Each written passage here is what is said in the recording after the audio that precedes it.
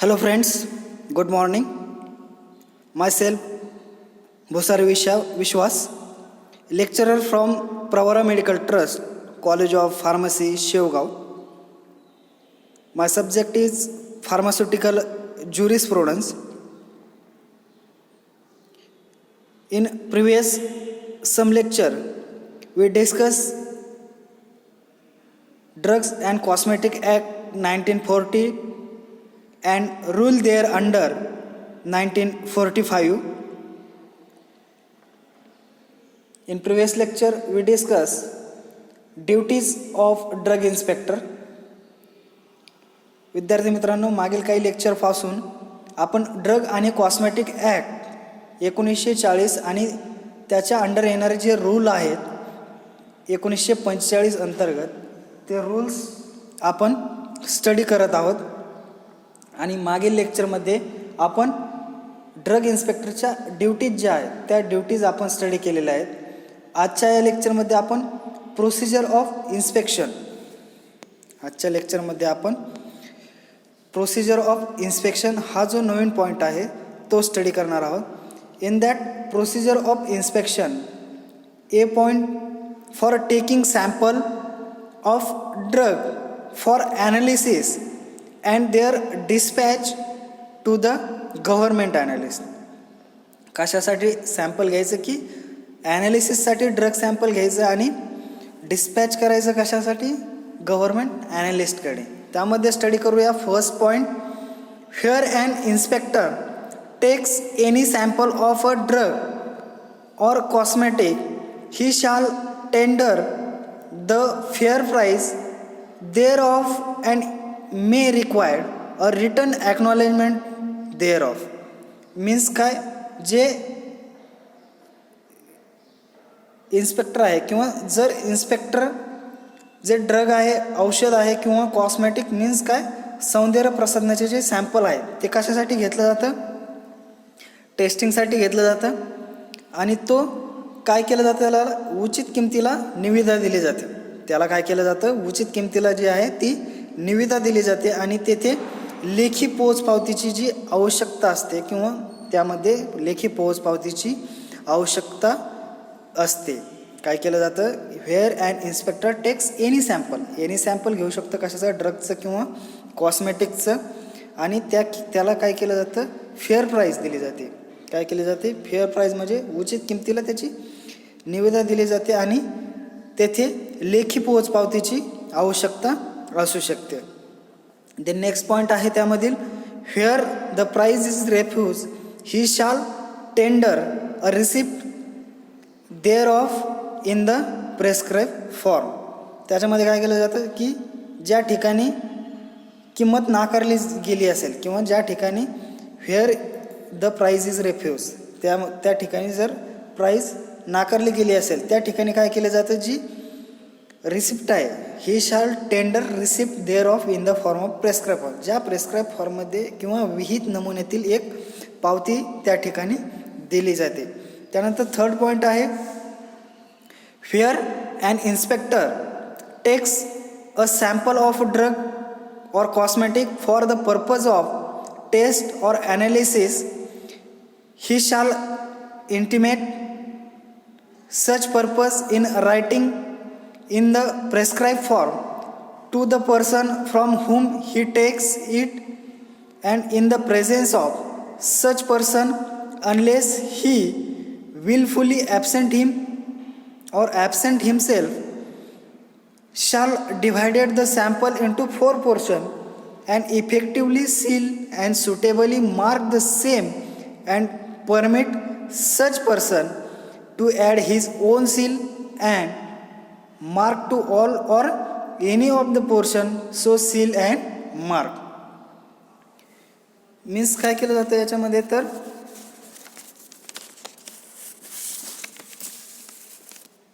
जे चाचणी घेतली जाते, कोणाकडून चाचणी घेतली जाते, जे इन्स्पेक्टर आहेत किंवा इन्स्पेक्टर काय करतात, जे सॅम्पल घेतात. कशासाठी सॅम्पल घेतात, टेस्टिंगसाठी ड्रग किंवा कॉस्मेटिक्सचं. कशासाठी, purpose of the taste or analysis, जी चाचणी किंवा जे विश्लेषणाच्या उद्देशाने जे एखादा निरीक्षक जो काही औषध किंवा कॉस्मेटिकचा नमुना घेतो, तो ज्या उद्देशाने लिहून घेतो त्या व्यक्तीला किंवा त्या व्यक्तीस जे नमुने आहेत त्या नमुन्यात लिहिताना आणि हेतुपूर्वक जर स्वतःहून तो अनुपस्थित राहिला, अशा व्यक्तीस हजर राहणे असे उद्दिष्ट सांगितले जाते. काय सांगितलं जातं की तो हेतुपूर्वक जर स्वतःहून तो अनुपस्थित राहत असेल त्या व्यक्तीला हजर राहून असे उद्दिष्ट सांगितले जाते. आणि नमुना 4 भागावर विभागला केला जातो. जो नमुना आहे तो 4 पोर्शनमध्ये डिव्हायडेशन त्याचं केलं जातं. आणि डिव्हायडेशन केल्याच्या नंतर काय होतं की जो योग्य प्रकारचा नमुना असेल किंवा योग्य प्रकारचा जो सॅम्पल असेल त्याला चिन्हांकित केलं जातं. आणि अशा व्यक्तीला स्वतःचा जो सील आहे किंवा स्वतःचा जो स्टॅम्प असेल तोच त्या व्यक्तीला शिक्का त्याला जोडण्यास त्या ठिकाणी परवानगी दिली जाते आणि सर्व किंवा त्या भागावर चिन्हांकित केलं जातं.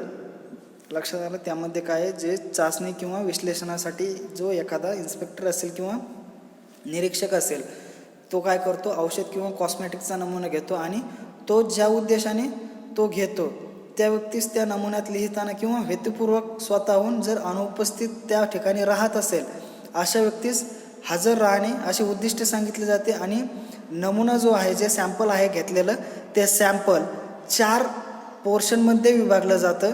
आणि ते सॅम्पल 4 पोर्शनमध्ये विभागलं गेलेलं असताना काय होतं की त्या ठिकाणी जे योग्य सॅम्पल असेल किंवा जे योग्य त्यामधील रिझल्ट असेल त्याला काय केलं जातं, चिन्हांकित केलं जातं आणि त्या व्यक्तीला स्वतःचा शिक्का त्या ठिकाणी जोडण्यास परवानगी दिली जाते. ते नेक्स्ट वन आहे where the sample is taken for premises where on drug or cosmetic. कशाचा, ड्रग आणि कॉस्मेटिकचं. कशासाठी, is being manufacture. It shall be necessary. काय नेसेसरी आहे, to divided sample into 3 portion only. काय नेसेसरी आहे, सॅम्पल जे आहे ते डिव्हायडेशन 3 पोर्शनमध्ये केलं पाहिजे. त्याच्यानंतर नेक्स्ट वन आहे where the drug or cosmetic is made up in container of small volume. कशामध्ये, स्मॉल व्हॉल्यूममध्ये. Instead of dividing a sample as aforesaid, the inspector may, and if the drug or cosmetic be such that it is likely deteriorate किंवा be otherwise damaged by exposure किंवा otherwise damage झालेलं असेल एक्सपोजरने, take 3 or 4 as the case may be of the said containers after suitable marking. काय केलं जातं, after suitable marking केली जाते. आणि व्हेन और व्हेअर नेसेसरी सीलिंग देम. त्यानंतर त्याला गरजेचं आहे, काय गरजेचं आहे, सील करणं गरजेचं आहे. त्यानंतर आहे द इन्स्पेक्टर शाल रिस्टोर 1 पोर्शन ऑफ सॅम्पल. काय करतो, 1 पोर्शन ऑफ सॅम्पल रिस्टोर करतो. कोण रिस्टोर करतं, जो इन्स्पेक्टर आहे किंवा जो विश्लेषण किंवा चाचणी करणारा आहे असेल तो. So divided or 1 container as the case may be to the person from whom he takes it, and shall retain the remainder and dispose of the same follows. कसं, 1 पोर्शन जो आहे और कंटेनर ही शॅल बी forthwith send government analyst. 1 portion जो आहे तो government ॲनालिस्टकडे send केला जातो. कशासाठी सेंड केला जातो, फॉर द टेस्टिंग और ॲनालिसिस पर्पज. जे विभाग केलेले आहेत त्यामधील 1 पोर्शन जो आहे तो गव्हर्नमेंट ॲनालिस्टकडे कशासाठी सेंड केला जातो, टेस्टिंगसाठी किंवा ॲनालिसिससाठी सेंड केला जातो. त्यानंतर नेक्स्ट वन आहे the second he shall be produce court before which proceeding if any instituted in respect of drug or cosmetic. त्यानंतर थर्ड वन जो पोर्शन आहे तो काय केला जातो, where taken he shall be send to the person. कोणाला send केला जातो, पर्सनला. इफ एनी हुज नेम, त्याच्यानंतर त्याचा address and other particulars have been disclose as the manufacturer on his or his agent. त्यामध्ये काय केलं जातं, फर्स्ट वन जे प्रोसिजर पाहिलं, प्रोसिजरमध्ये काय केलं जातं, जे टेस्टिंग केली जाते त्यासाठी उचित किमतीला निविदा दिली जाते आणि तेथे लेखी पोचपावती दिली जाते. त्यानंतर ज्या ठिकाणी किंमत नाकारली जाते अशा ठिकाणी नमुन्याची एक विहित नमुन्यात एक पावती देण्यात येते. त्यानंतर जे नेक्स्ट वन काय पाहिलं की जी चाचणी किंवा विश्लेषणाच्या उद्देशाने औषध किंवा कॉस्मेटिकचा जो नमुना घेण्यात येतो त्या उद्देशाला काय सांगितलं जातं त्या व्यक्तीला की हेतुपूर्वक स्वतःहून जर तो अनुपस्थित राहत असल्यास त्या व्यक्तीस हजर होऊन किंवा हजर राहू असे उद्दिष्ट त्या ठिकाणी सांगितले जातं आणि त्या सॅम्पलची 4 विभागात विभागणी केली जाते आणि जो योग्य सॅम्पल असेल त्याला चिन्हांकित केलं जातं आणि स्वतःचा शिक्का जोडण्यास त्या व्यक्तीला परवानगी दिली जाते. देन नेक्स्ट पॉईंट आहे for seizures of stock. In that seizures of stock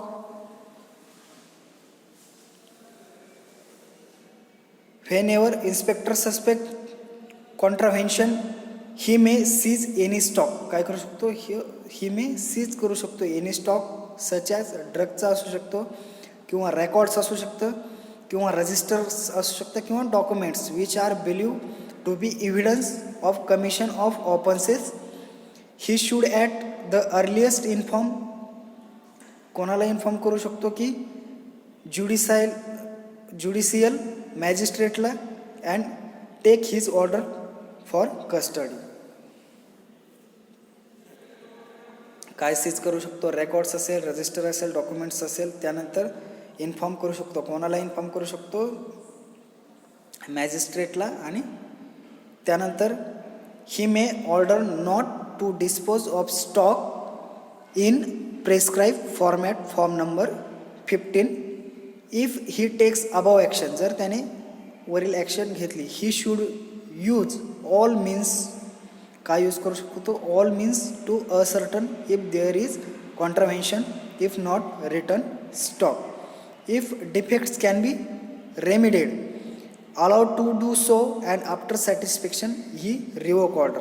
आणि सॅटिस्फॅक्शन नंतर रिवोक ऑर्डर तो त्यावर देऊ शकतो. देन नेक्स्ट वन आहे penalty for obstructing inspector. Next point काय आहे penalty for obstructing to or obstructing inspector. If any person willfully obstruct an inspector in the experience of the powers conferred upon him or refuses to produce any record, register or any other documents when required, he shall be punishable with imprisonment up to 3 years or with fine or with both. If any person जर एखाद्या व्यक्तीने त्याला देण्यात आलेल्या जे अधिकाराचा उपयोग करून एखाद्याला स्वच्छतेने किंवा स्वइच्छेने हेतुपूर्वक अडथळा आणला. हेतुपूर्वक जर त्याने त्याच्या याच्यात अडथळा आणला किंवा आवश्यकतेनुसार कोणताही रेकॉर्ड असेल नोंदणी असेल किंवा इतर कागदपत्र सादर करण्यास जर त्याने नकार दर्शवला तर त्याला 3 वर्षापर्यंत काय केलं जातं 3 वर्षापर्यंत शिक्षा किंवा दंड होऊ शकतो किंवा शिक्षा प्लस दंड हे दोन्हीही होऊ शकतात.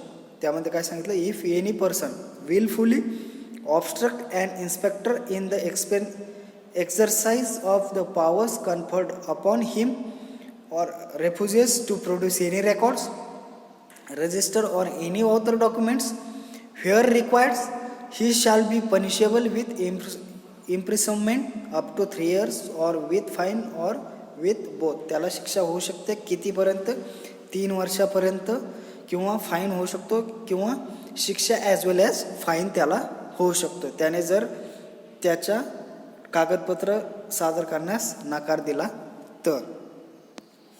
नेक्स्ट वन आहे reports of the government analyst.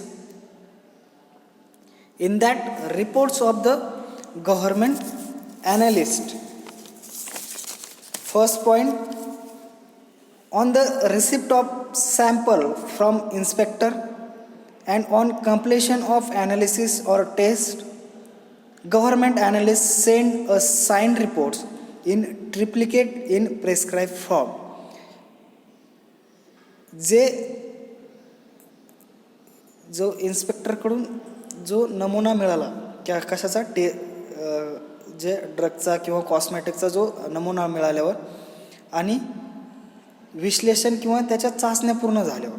कशाचं? कंप्लीशन ऑफ ॲनालिसिस आणि टेस्टिंग. त्याचे ॲनालिसिस आणि टेस्टिंग कंप्लीट झाल्याच्या नंतर काय केलं जातं? जे गव्हर्नमेंट ॲनालिस्ट जो आहे किंवा त्यालाच काय म्हटलं जातं आपण, सरकारी विश्लेषक जो आहे, त्याला 3 बाबीमध्ये स्वाक्षरीकृत अहवाल विहित नमुन्यात पाठवतात. जे गव्हर्नमेंट ॲनालिस्ट आहे त्याला 3 बाबीमध्ये जे साईन रिपोर्ट्स आहेत त्याचे ट्रिप्लिकेट प्रेस्क्राईब फॉर्ममध्ये ते पाठवतात. कशाचे? जे इन्स्पेक्टरकडून नमुना मिळाल्यानंतर किंवा विश्लेषण म्हणजे ॲनालिसिस किंवा टेस्टिंग झाल्याच्या नंतर जे गव्हर्नमेंट ॲनालिस्ट आहे ते काय करतात? त्याच्या 3 बाबीमध्ये काय केलं जातं? साईन रिपोर्ट्स तयार केले जातात आणि ट्रिप्लिकेट फॉर्ममध्ये ते विहित नमुना जो आहे तो त्यामध्ये प्रेस्क्राईब फॉर्मॅटमध्ये ते पाठवलं जातं.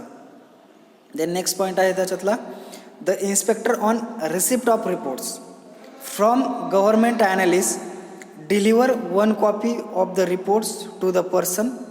त्याच्यातली जी एक 1 कॉपी आहे गव्हर्नमेंट ॲनालिस्टची जी रिपोर्टची, ती 1 कॉपी कोणाला दिली जाते?